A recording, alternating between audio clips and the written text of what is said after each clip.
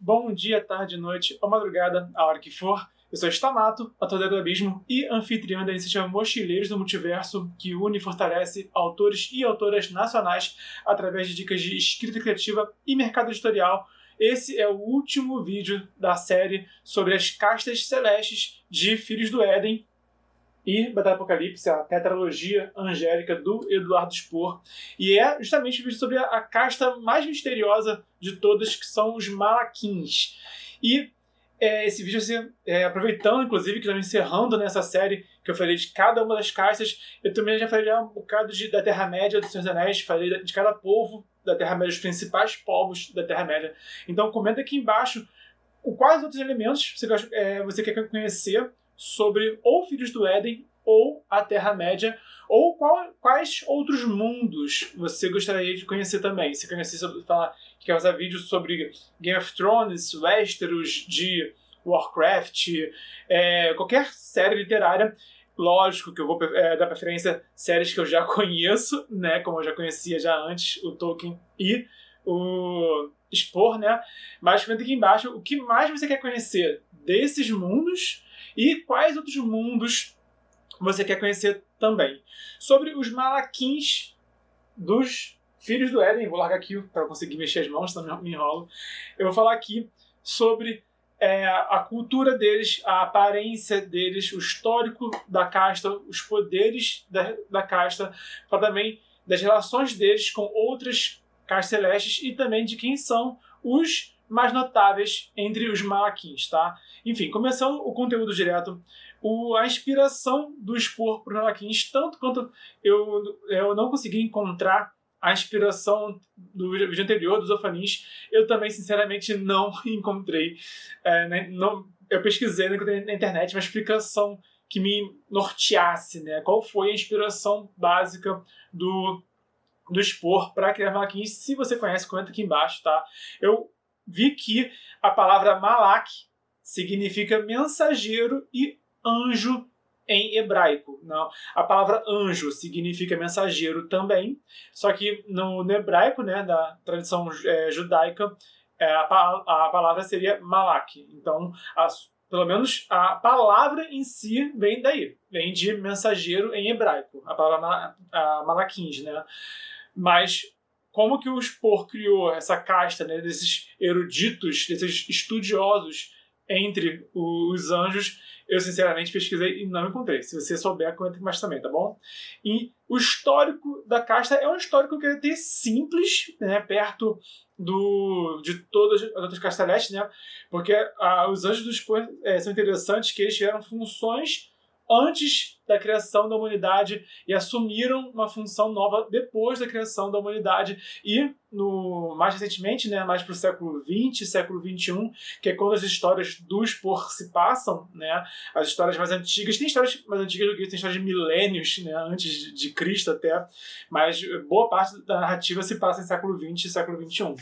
E justamente por conta das reviravoltas, né, nos paraísos, as castas angélicas estão sempre se atualizando e se reformulando. Mas os Malakins, eu acho que são os que menos se modificaram ao longo de toda a história desse universo.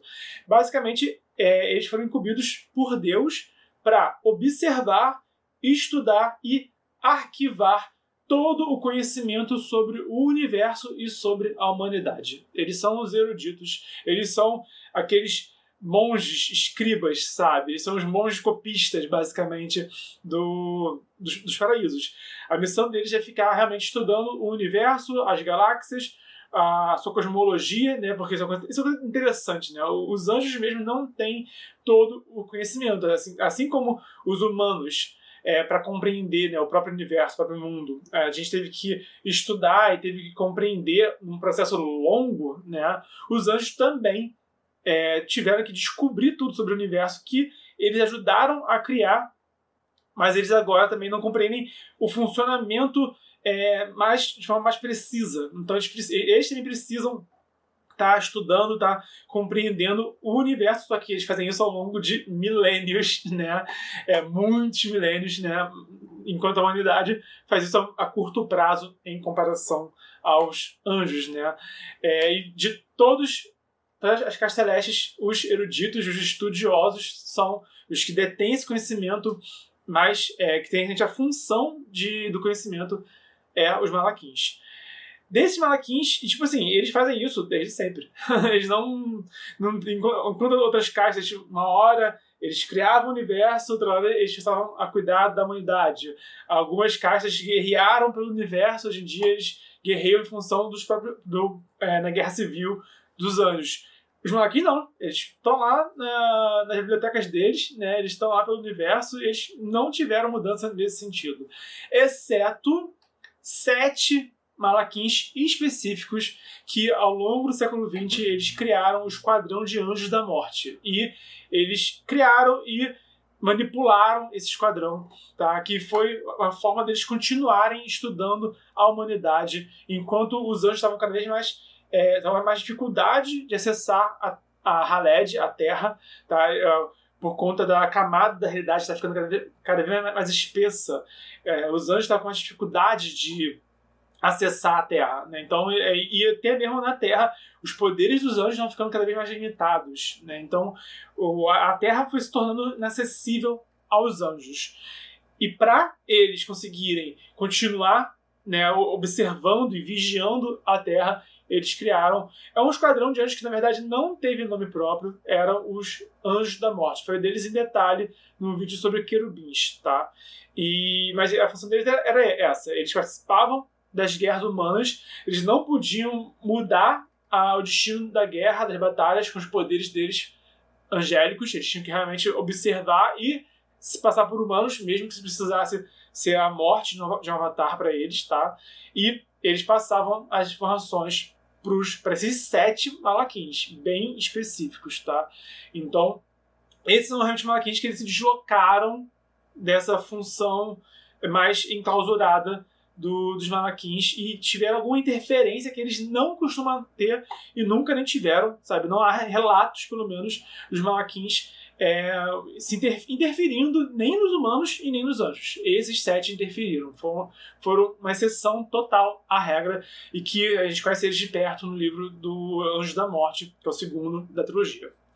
A aparência deles é bem curiosa, eles são basicamente carecas. É isso, são anjos, né? Eles não têm avatar, né? Geralmente quando eu falo do avatar dos anjos, né? Por exemplo, os Ophanim, eles são mais conhecidos pelo avatar deles do que pela forma deles angelical, porque os Ophanim estão sempre na Terra. Os Malakins são o oposto a isso, né? Eles, até mesmo quando eles assumem, né? Às vezes que o livro mostra um Malakim em forma de avatar, ele continua sendo uma forma bem próxima do que é ele como anjo. É basicamente a figura celestial, né, angélica, só que eles são sempre carecas, né? Todos os problemas que foram vistos eram carecas. Tem até uma piada sobre isso no livro, né? Que eu não vou contar agora porque é no final do livro, então deixa que você ler, que o Dayon, ele faz piada com isso, né? O fato de, será que eles são realmente todos carecas? Né? Ou é coincidência, né? Que os poucos que foram vistos eram carecas. Mas tanto que esse é o apelido da casta. Enquanto cada casta tem ali um apelido, né? O dos Malakins é carecas. Então, essa é a aparência deles. Simplesmente anjos carecas. E quando eles são em forma de avatar, tende a ser também uma pessoa careca, sabe-se lá por quê. Enfim, o comportamento deles é imparcial, reservado e indiferente, tanto aos humanos quanto aos outros anjos, tá?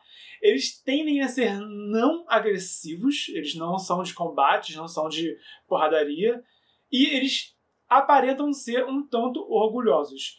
O que faz todo sentido, porque de todos os anjos, né, eles são que têm mais conhecimento de todos, né? Tipo, você pensar quanto conhecimento qualquer anjo tem, qualquer anjo por excelência vai ter muito mais conhecimento do que qualquer outro mortal, né? Possivelmente eles têm mais conhecimento do que outras entidades etéreas pelo universo, né? E aí, quer dizer, os anjos já são superiores em nível de conhecimento Eles vivem milênios, né, e presenciam eventos cósmicos ao longo da existência deles. E de todos eles, os Malakins são os que são ainda mais sábios e têm ainda mais conhecimento, e eles sabem mais segredos sobre o universo do que qualquer outra casta. Não tem como os caras não serem mega orgulhosos por isso, né? Então, mas esse que é o ponto deles também, isso é também interessante, eles são muito inacessíveis. Acho que essa é uma palavra-chave que define, ajuda a gente a compreender essa caixa celeste. Eles são inacessíveis. Eles realmente não se interessam por qualquer picuinha dos anjos, qualquer picuinha dos mortais. Eles são muito dedicados, são fanáticos ao conhecimento, ao estudo. Eles são aqueles CDF da turma, basicamente. Mas são os CDF que eles nem socializam, né? Aquele CDF que tá no fundo da sala, entrega o dever pro professor e não fala com ninguém, né? E aí nem faz parte do grupo, o CDF, né? Isso é uma coisa curiosa, né? Enquanto os outros anjos todos, né, a gente acaba conhecendo algum deles mais cedo ou mais tarde, a gente acaba interagindo com algum deles. De todas as castas celestes, os Malakins são os que tiveram menos interação com os outros anjos em todos os livros do Spor. São os mais reclusos de todos, tá?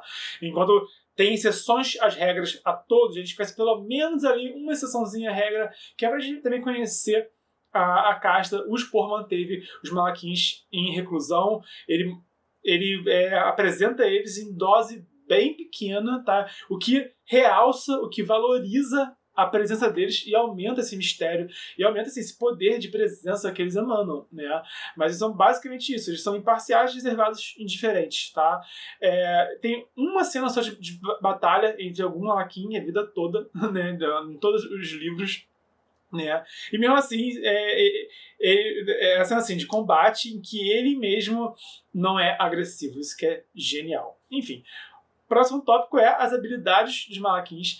A habilidade mais importante dos Malakins é a percepção temporal deles. Eles têm poder sempre, eles têm algum poder ligado ao tempo. Eles sempre têm, tá? Então, eles conseguem ou ver o passado, ou ver o futuro, ou conseguem até mesmo se deslocar no tempo. Então eles têm sempre esse poder de manipulação.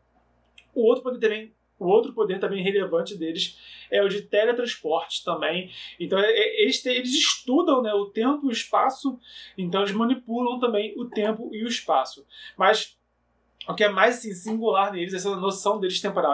Porque é parte da filosofia deles a compreensão de que passado, presente e futuro, na verdade, são um só. Tem até teorias dos Malakins que o universo é cíclico e que o tempo é cíclico. Então, uma hora tudo vai acabar e tudo vai recomeçar, né? É uma das teorias que alguns Malakins defendem, né? Uma tese que eles defendem. E isso é contra até mesmo que os anjos compreendem, por exemplo, né? Mas isso é uma coisa interessante, né? Os anjos discordam entre eles. Mas, justamente, essa compreensão, essa teoria de que o tempo é cíclico, vem justamente dessa compreensão deles de que o tempo é uno. Não tem diferença entre antes, agora e depois. É tudo um só. E aí, quanto mais poderoso é o Malakin, mais ele consegue se projetar e se manifestar ao longo desse tempo. É como se o tempo, né, essa noção de tempo, fosse algo cósmico, acima dos anjos, mas os Malakins conseguissem realmente entrar em harmonia e até mesmo interagir, né, e talvez até manipular o tempo, que é algo absurdo, né? Eu tava olhando assim, por exemplo, tem o maior poder que os anjos têm, os Malakins têm, né? O maior poder da casta é um poder justamente deles se deslocarem no tempo, literalmente. E assim, eles podem simplesmente ir para milhões de anos no futuro ou no passado, sabe? Então não importa, eles podem ir para ontem, eles podem voltar para ontem, eles podem voltar para milhões de anos atrás, né?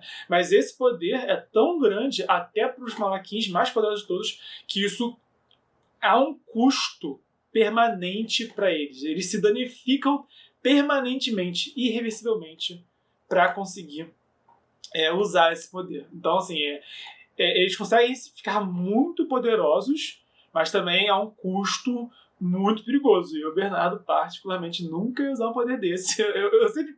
Tudo que é história, né, de que a gente lê, que a gente joga também RPG, né, o Spor também é RPGista, quando vem um papo de que, custo permanente, tá? Se fizer, não tem retorno. Eu, particularmente, não entro nesse tipo de barganha. Nunca que eu vou... E eu penso um pouco nisso também quando eu escrevo também, como escritor também. Eu não botaria meus principais personagens para se danificarem de forma tão permanente assim, né? Tem editores que gostam de fazer isso pra caramba, expor tá entre eles, o Caldela adora maltratar os personagens. Eu, particularmente, não iria fazer essa maldade com eles, não essa, outras talvez. Continuando sobre os Malakins. Além das habilidades, a cultura deles, como eu falei, eles são os obcecados por conhecimento. É tudo que importa, sabe? Tipo, dane-se o resto. Dane-se. Não importa o resto, não importa o conhecimento.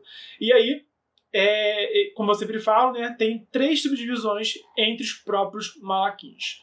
Os eruditos são aqueles que estudam a humanidade. São os Malakins padrões. Né? Estão aqui estudando a humanidade, estão observando o que foi que Deus mandou eles fazer. Deus mandou, está mandado, eles fazem. Tá? Enquanto os outros deuses, os outros anjos, as outras castas, eles tendem a interpretar. Né? Deus deu uma ordem. Eles interpretam e podem entrar em conflito. Interpretações diferentes da vontade de Deus geram conflitos até mesmo entre os anjos.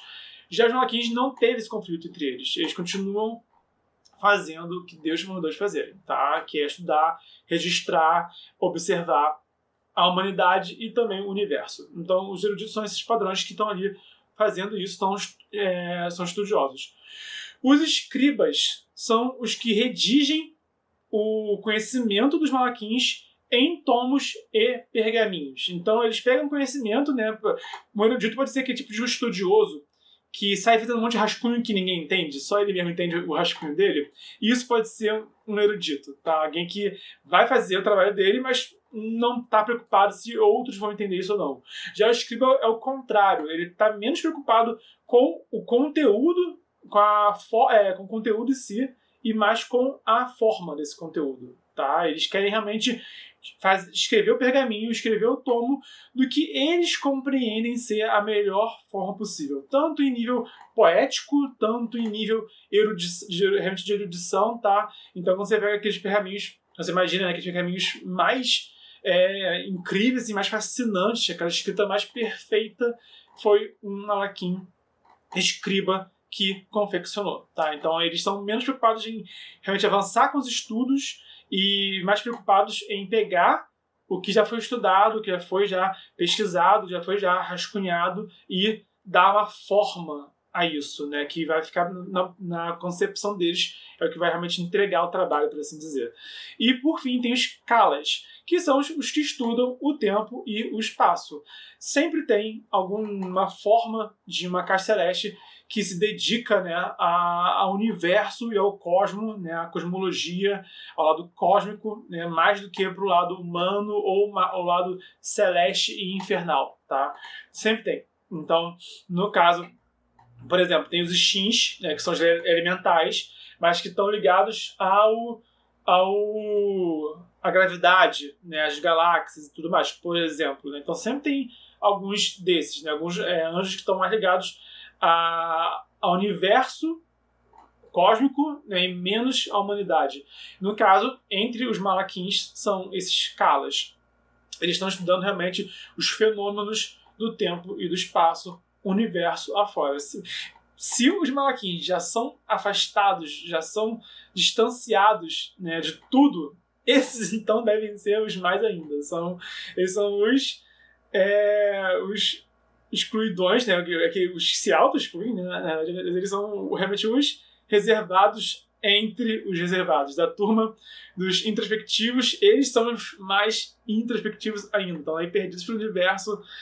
A minha interpretação é que eles realmente se perdem dentro dos próprios estudos, na boa. Eles devem, imagina só um anjo que está há milhões de anos sozinho, isolado, estudando o universo e acumulando conhecimento sobre o universo. Imagina, não deve nem dar pra dialogar com essa criatura, sabe? E ao mesmo tempo, tentar interagir com essa criatura deve ser uma coisa fenomenal. Ao mesmo tempo, deve ser uma coisa muito louca. Eu gosto de viajar nesses conceitos cósmicos. Eu acho interessante, sabe? É uma forma de ficar viajando na maionese de forma, ao mesmo tempo, interessante e divertida. Enfim, isso é maluco. As regiões que os Malakins ocupam é o sexto ciclo, tá? Que é a grande biblioteca. Vou até ver aqui o livro para ver qual que é. Eu esqueci agora o nome dessa biblioteca. Mas basicamente é a biblioteca que Deus criou para a casta e entregou para eles. Isso é interessante. Deus que criou a grande biblioteca, entregou para os Malakins e eles estão lá enfurnados fazendo o trabalho deles desde então. É a Casa da Glória. Peguei aqui o livro, colei aqui. A Casa da Glória é o sexto ciclo do paraíso. É o ponto mais elevado em que os anjos têm acesso. Então, Deus está no sétimo ciclo, ninguém tem acesso ao sétimo ciclo, Deus está lá. Abaixo dele, o sexto, que também é inacessível a todos os outros anjos, e só os Malakins. Então, é essa grande biblioteca, imagina, cara, é como se fosse maior do que o mundo, sabe? Tipo, é mais do que a Terra, só em livros, tomos, pergaminhos e conhecimento. Deve ser algo surreal, algo fascinante, né? Eu me perderia fácil num lugar desses. Mas enfim, enquanto outras castas celestes acabaram tendo que se mudar, né, dos seus ciclos, algumas castas ocupavam um ciclo, agora ocupam outra. Os Malakins, não, eles continuam desde sempre. Eles e os Hashmalins, acho que são os únicos que eu me lembro que não tiveram essa troca de ciclo. Os Hashmalins, eles continuam, só que isso aqui é interessante, os Hashmalins, eles se posicionaram, eles apoiaram Gabriel ou Miguel na Guerra Civil Celeste, mas eles continuam trabalhando juntos, mesmo em lados antagônicos na guerra, eles continuam cooperando no ciclo deles, no céu, enquanto os Malakins, eles só não se alinharam à guerra, eles são indiferentes à guerra e continuam. Então, os Hashmalins e os Malakins são uma caixa que continuam interagindo, eles continuam trabalhando juntos, mas de forma totalmente diferente. Enquanto o Hashmalin, ele abstrai a sua diferença, ele abstrai as suas divergências para trabalhar, né, juntos e cumprir a função deles divina, os Malakins, eles só continuaram unidos e continuaram diferentes a todos os outros anjos do universo. Alguns poucos Malakins estão na Haled, estão na Terra. Alguns poucos, né? Tem algumas cenas, né, pouquíssimas cenas, mas que mostram, né, que tem Malakim na Terra. E é bem interessante, né, porque você vai descobrindo por que eles estão na Terra, como que eles foram parar na Terra, né, sob que condição eles estão na Terra ao longo dos livros. Mas são bem poucos, tá?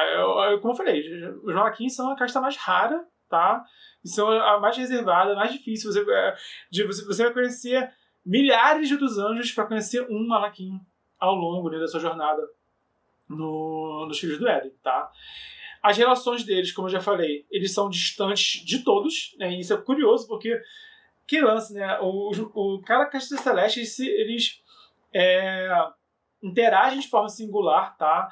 E geralmente as castas, elas não têm assim, elas não preferem uma outra casta em específico. Lógico, né? Tem casta que é mais amigável, tem casta que é mais sincera, né? Que é mais tipo, direto ao ponto, né? Que você consegue dialogar de forma mais esclarecida, né? Tem casta que já é mais difícil de dialogar, seja porque, por exemplo, os Shin's, né? Eles são muito elementais, eles são muito ligados à natureza, então eles são também eles têm um nível de interação, ao mesmo tempo é uma perspectiva muito rasa, da perspectiva mais de diálogo, só que muito mais profunda, né, do ponto de vista cósmico da natureza do universo, por exemplo. Né? Então, como é que você dialoga com um ser desse? Mas tem diálogo, sim. Né? Eles também não são bestas. Né? Mas isso que é interessante. As castas, elas tendem a lidar com as outras de forma meio uniforme. Né? Os querubins, eles são sempre soldados. Os Hashmalins são os Anjos da Morte. Eles são Anjos da Morte não no sentido que eu falei antes, são Anjos da Morte no sentido... Eles lidam com a morte, lidam com a passagem de vida ou morte do universo, né? Essa que é a questão deles. Eles têm esse aspecto necromântico, né? Então eles são também um diálogo entre um Hashmalin e um querubim seria um diálogo curto e grosso, por exemplo, né? Os dois têm isso em comum, de formas muito diferentes, mas tem esse ponto catalisador que eles se entendem. Mas de todos eles, o Malaquim é que você não tem nem diálogo, né? Ele tá lá na dele, no canto dele, e muito possivelmente qualquer assunto que outra casta teria com o Malaquim não seria do interesse do Malaquim, né? Então, eles são distantes a todos, enquanto outros são só alguns... por exemplo, os serafins, eles também se acham melhores do que os outros, mas de novo, pelo motivo oposto. Isso que é interessante. Os serafins, eles se acham melhores justamente porque eles são muito persuasivos, eles têm esse ímpeto de liderança, eles gostam de liderar, sabe? Então o lance o lance do serafim é justamente influenciar, liderar e se botar na posição de nobreza em relação aos anjos.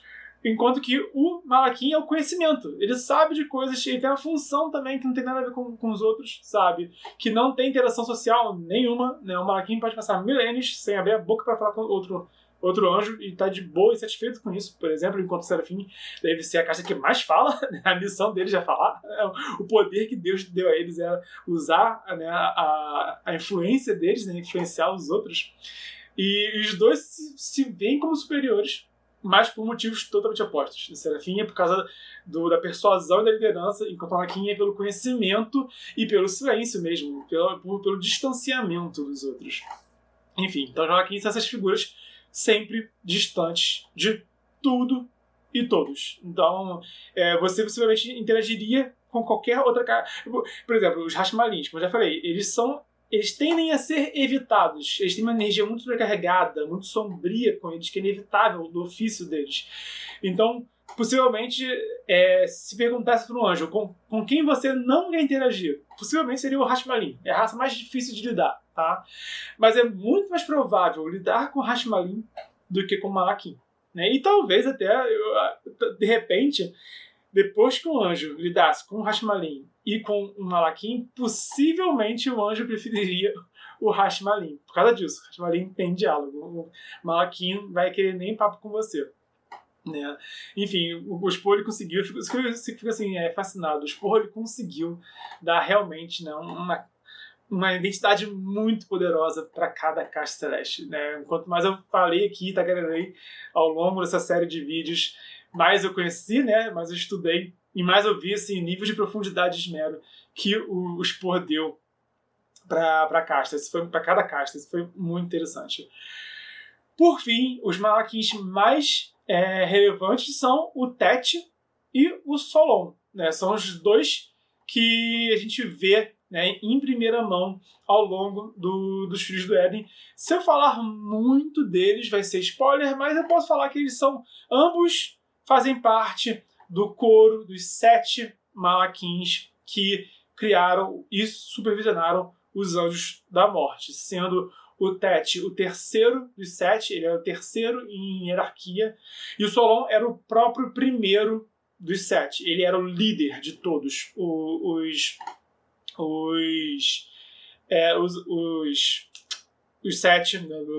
7 Malaquins que estavam vigiando a Terra ao longo do século XX.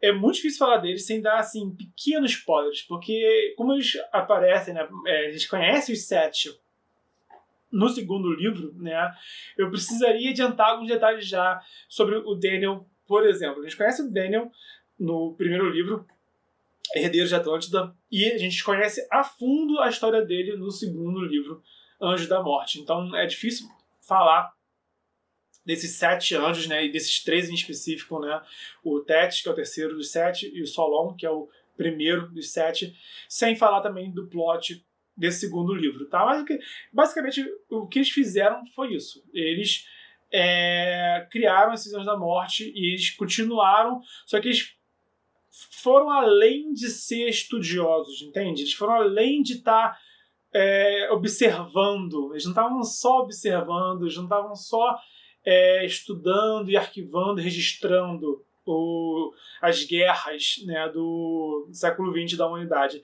Eles estavam influenciando também. Tá? Eles influenciaram muita coisa, que eu não posso falar, por causa da spoiler. Mas esses são... Isso que eu também é ponto de diferencial. Eles saíram dessa postura distanciada e impassível, né, e adotaram mas também do jeito deles. Eles não desceram na ralé e mexeram os pauzinhos deles. Não, eles mexeram os pauzinhos deles, mas sempre por trás das cortinas. Eles nunca são a mão que executa a missão. Né? Eles não são a mão que vai... Eles dão a ordem da execução, mas não são eles que vão executar a ordem em si. Né? Tem essa questão que também lembra um pouco também os serafins. Né? Os serafins e os malaquins, eles não sujam as mãos deles. Eles controlam, eles manipulam de formas diferentes. Só que, enquanto os serafins estão o tempo todo influenciando tudo que eles podem, os malaquins nunca fazem isso, e quando fizeram foi desse jeito. Mas ainda assim foi uma imensa exceção à regra, a tudo que eles são, a tudo que eles representam, a tudo que eles se comprometem, tá? E são isso que a gente vê. Eu gostaria de ver, eu sempre falo no final do vídeo, né, o que eu gostaria de ver no próximo livro do Spor, tá? E o que eu queria ver é um Malaquim padrão, né? Um Malaquim que não foge, que não é exceção à regra, né? Porque pra gente conhecer o Malaquim, teria que sair a regra pra gente interagir com eles, né, nos livros. Mas eu queria ver o contrário, eu queria ver justamente um Coro tendo que lidar com um Malaquim e tendo que realmente ter essa interação de Malaquim padrão, que seria justamente essa figura típica, né, que é indiferente, que é imparcial e que, sinceramente, ia ser difícil de convencer a colaborar com qualquer coro, de qualquer tipo de anjo, sabe? Então seria bem interessante ver isso em um livro do Spor. Simplesmente um Malaquim padrão. Acho que a gente não teve isso ainda.